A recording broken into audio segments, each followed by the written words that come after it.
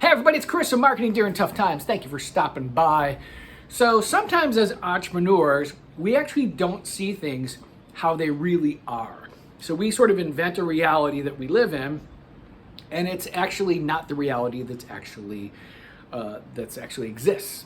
And I'm going to give you an example of what inspired this. In addition to owning a business, I own a performing arts school. Some of you know that.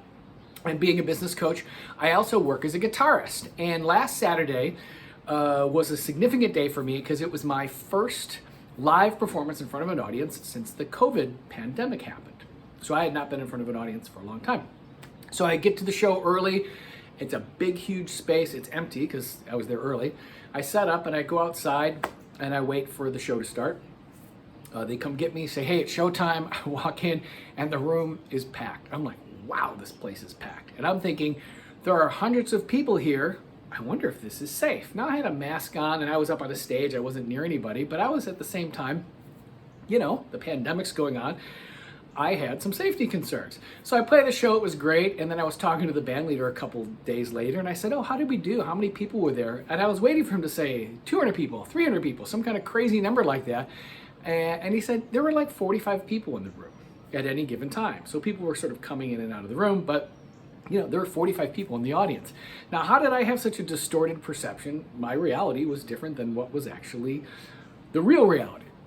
Well, I hadn't seen a crowd of people in a long time. So I didn't really have like a point of reference of saying like, how big is this crowd? It's been a year, more than a year since I've actually seen groups of people together. So in my mind, there were a lot more people than were there. Now in business, we do that all the time. I'll be talking to someone who's starting a business and I'll be giving them ideas and suggestions and they'll say, oh, well, my customers will never pay that much, or that will never work in my business, or my business is different. People won't respond to an ad like that, or people won't click on that ad. And they actually don't know it. They haven't tested it. They haven't gone through the process of saying, does this work? Do people want this? They're just living in a reality where this is how things are and things aren't going to change. And they're not even basing it off experience. It's just these assumptions they're making based on maybe what they want or their own emotions or their own fear. I'm going to give you an example in my performing arts school. Before the COVID pandemic, online lessons actually existed, but they weren't really used in most performing arts schools. The only people doing online lessons, or Skype lessons is what they used to call them, were celebrities, were famous people. So if you wanted to take a guitar lesson with a famous Nashville guitarist or a famous guitarist in New York City or LA or somewhere like that, you could actually do a Skype lesson with them because they didn't do in-person lessons, but no one else did it. Those were the only people that did it. And so I remember working with people before the pandemic, studio owners and teachers before the pandemic going, hey, you should really consider this online model. And they're like, that would never work. Nobody wants that. Nobody would do that. That's different. We're not famous, musicians in New York or Nashville. So they had all these reasons. They actually didn't know that the reality is people will do online lessons. I have found that some of my students not only will do online lessons, but they actually like them more than in-person lessons. Why? Because it's the same experience. It's really convenient.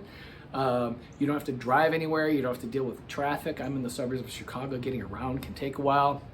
Sometimes people have a bunch of different activities or they have weird schedules and things change.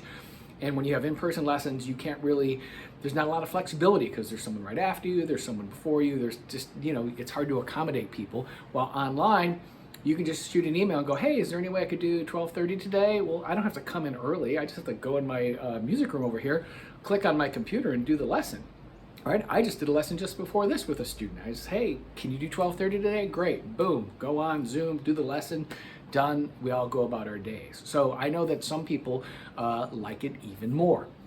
So when you're a business owner and you're starting a business or you have an existing business, make sure when you're making business decisions that they are actually rooted in the reality of the situation and what your customers really want versus what you think things are based on maybe how your own feelings or your own emotions about the subject are. All right, so I hope you liked today's show. I will see you next time. Thanks. Bye.